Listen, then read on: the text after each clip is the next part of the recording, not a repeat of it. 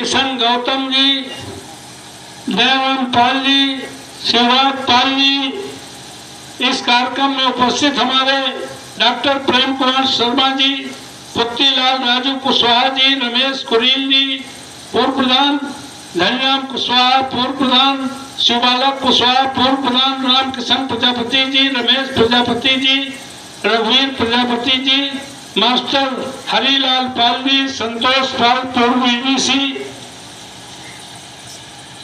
श्रीपाल पाल जी, कालीदीन पासवान जी, संतोष पाल जी, चंद्रपाल पाल जी, रामराज पाल जी पूर्व प्रधान, शिवभजन पाल जी, धनीराम पुनीर जी, रामाशरक कुशवाहा जी, प्रमोद कुशवाहा जी, विमल कुशवाहा जी, सम्मानित सभी साथीगण, मैं मंच की ओर से सामने सभी बैठे आने वाले 2024 के भाग विधाताओं का हार्दिक स्वागत करता हूं, वंदन करता हूं, अभिनंदन करता हूं।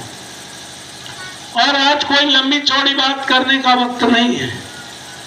हम तो आपके बीच में 1996 से ये 8वां पार्लियामेंट लड़ रहे हैं।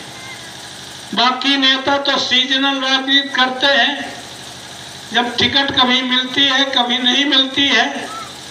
लेकिन मेरा सौभाग्य है कि कांग्रेस से बसपा से जब तक मैं एमपी नहीं बन गया तब तक लगातार टिकट रही आपके बीच में, लगातार सातों दिन रातों दिन रहा।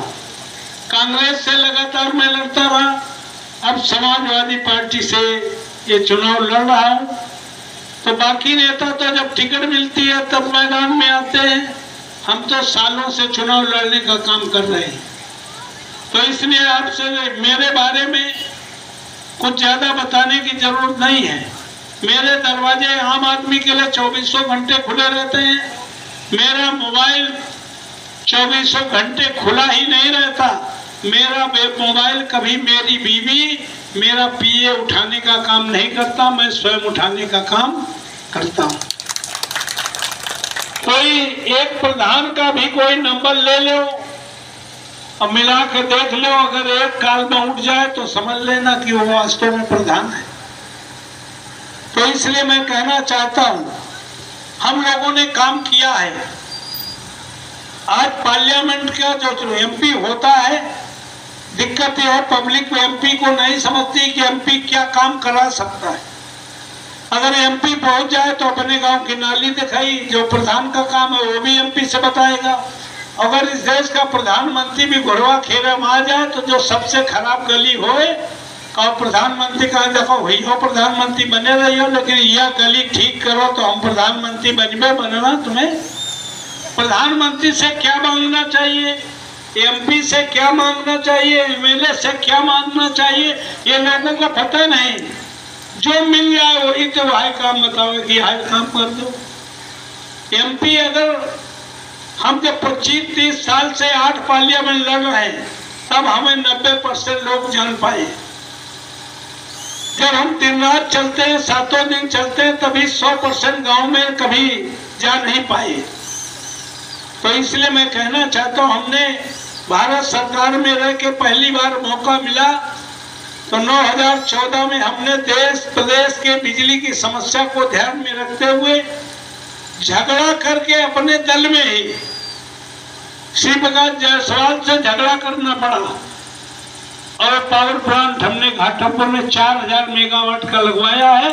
अगर वो चल गया होता तो उत्तर प्रदेश में उद्योगों के लिए 24 घंटे बिजली मिलने का काम हो सकता है। ये कितना बड़ा काम है ये लोग नहीं समझते। हमने, तुम जाते हो कि नौबस्ता से जब घाटमपुर जाते थे 4-4, 5-5 घंटे लगते थे। हमने स्टेट हाईवे बनवाने का काम किया। तुम्हारा ये ओवर ब्रिज बना है, इसको एलिवेटेड कराने का काम किया। कोई ऐसी ट्रेन नहीं होगी जिस रूट पे चलती है, उसको हर जगह स्टॉपेज देने का काम किया। हमने घूम घूम के विकलांगों को पूरी पार्लियामेंट में, विधानसभा स्तर पर कैंप लगा करके ट्राई साइकिल, छड़ी और कान की मशीन देने का काम किया। कोई विकलांग नहीं बचा होगा हमारे टाइम में जिसको हमने माइक लगा करके उसको ट्राई साइकिल, छड़ी और कान की मशीन न दी हो। कोई मंदिर मस्जिद नहीं बचा होगा अगर हमने मंदिर को दिया होगा हैंडपंप। सोलर लाइट तो मस्जिद को भी दिया होगा, गुरुद्वारों को भी दिया होगा, चर्च को भी दिया होगा। हमारे कहीं न कहीं पत्थर तुम्हें दिख जाएंगे जिसको दूसरे दल के लोगों ने तोड़ जरूर दिया होगा, लेकिन सड़क हमने बनवाई होगी। लेकिन जो 10 साल से मोदी की गारंटी पर यहाँ सांसद है, उसका तुम पूरी पार्लियामेंट में कहीं पत्थर नहीं रख सकते, कोई एक काम नहीं बता सकते, सुन लो नहीं होगा। हाँ, एक काम का वायदा जरूर किया था, आएगा जो 12 टोल है उसका टोल टैक्स माफ कराने के लिए कह रहा था, अगर हम माफ नहीं करा पाएंगे तो राजनीति से संन्यास ले लेंगे, आत्महत्या कर लेंगे। मुनीन्द्र शुक्ला जी को पता है, आत्महत्या के लिए कह रहा था। अब मुझसे जब मीडिया वालों ने पूछा, शुक्ला जी हमने तो प्रधानमंत्री मनमोहन सिंह और यही मल्लिकार्जुन खड़गे जो आज की तारीख में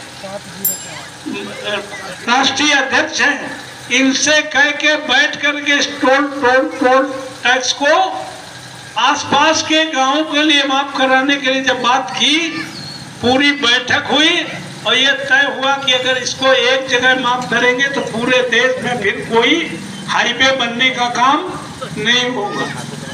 तो खैर, तो हमसे पूछा, हमने कहा 7 जन्म रख रहेंगे तब भी ये टोल टैक्स माफ नहीं करा पाए। एक काम कहा, वो भी हमने कोई काम कहा नहीं, हम तो आम आदमी की जब भी जरूरत है। तो इसलिए फिर कहना चाहता हूँ कि आपने 10 साल देख लिया है। मैं 14 में भी चुनाव लड़ रहा था, 19 में भी लड़ रहा था।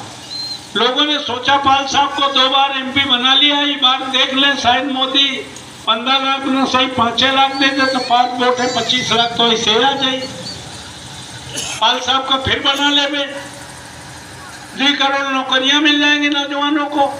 2 करोड़ नौकरियां तो नहीं मिली इन 10 सालों में। 2 करोड़ लड़के जिनकी 18 से 25 साल की उम्र थी, वो सरकारी नौकरी से बाहर जरूर हो गए और कोई नौकरी बची नहीं। Air India airport Adani Ambani का, रेलवे प्लेटफॉर्म अडानी अंबानी का, BSNL पेट्रोलियम अडानी अंबानी का, NTC मिले ऑर्डिनेंस फैक्ट्री अडानी अंबानी का, डिफेंस कॉरिडोर अडानी अंबानी का। और अगर पश्चिम उत्तर प्रदेश के किसान और पंजाब के किसान 1.5 साल तक संघर्ष न करते, 1,500 न मरते, तो जो 1 बीघा 2 बीघा खेती है ये भी अडानी अंबानी के नाम हो जाती। यही मोदी जी ने 10 साल में दिया है। किसानों की आय दोगुनी कर रहा है तो खुद है किसान दोगुनी आ गया। क्यों भाई? अगर इस बार चूक हो गई, इस बार हम डर गए, इस बार हम बट गए जाति में, दल में, धर्म में, या गांव की प्रधानी वाला हिसाब किताब चुकाने लगे हो, तो जान लो अभी वो बिल खत्म नहीं हुआ। इस बार अडानी अंबानी के वेयर हाउस बने खड़े हैं। अगर इस बार मोदी धोखे से भी बैठे तो फिर तीनों कृषि कानूनों के तहत पूरे देश की खेती अडानी अंबानी के नाम हो जाएगी, पूरी गुलामी आ जाएगी। तो इसलिए चुनाव संविधान बचाने का है, देश बचाने का है।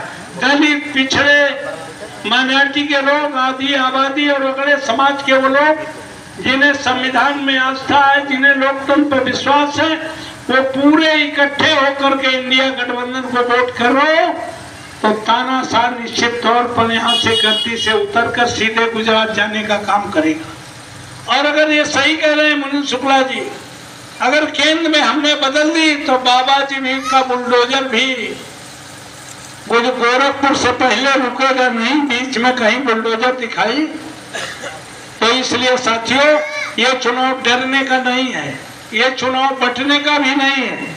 ये चुनाव सबको आपसी मतभेद भुलाकर इस तानाशाह से मुक्ति पाने का और अपने आने वाली पीढ़ी को सुरक्षित भारत सौंपने का चुनाव है। बाबा साहब अम्बेडकर का संविधान बचाने का चुनाव है। इस बार चूक हुई तो फिर कोई चुनाव होने वाला, कोई प्रधान बनने का सपना भी नहीं देख पाएगा। यहाँ प्रधानों को डरना नहीं चाहिए, कोटेदार को डरना नहीं चाहिए। अगर हम चुनाव हरवा दिए तो मैं इतना ही कहना चाहता हूँ कि कोटेदार प्रधान इस चुनाव के दौरान में बस्ता और उसका कोटा जमा नहीं कराया जाएगा और चुनाव के बाद राजा रामपाल जीत जाएंगे तो किसी प्रधान और कोटेदार का कोटा रद्द नहीं हो गए, मैं गारंटी देता हूँ।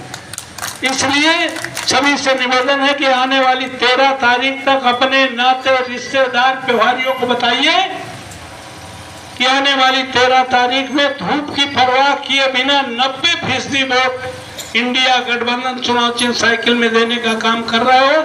चूंकि इस देश के संविधान को, लोकतंत्र को आने वाली पीढ़ी का अगर कोई सुरक्षा प्रदान कर सकता है तो इंडिया गठबंधन कर सकता है। माननीय राहुल गांधी और अखिलेश यादव संघर्ष कर रहे हैं। हमें आप सबकी जिम्मेदारी है कि मिल करके उनको ताकत देने का काम करेंगे। आप सभी को बहुत बहुत धन्यवाद। जय हिंद।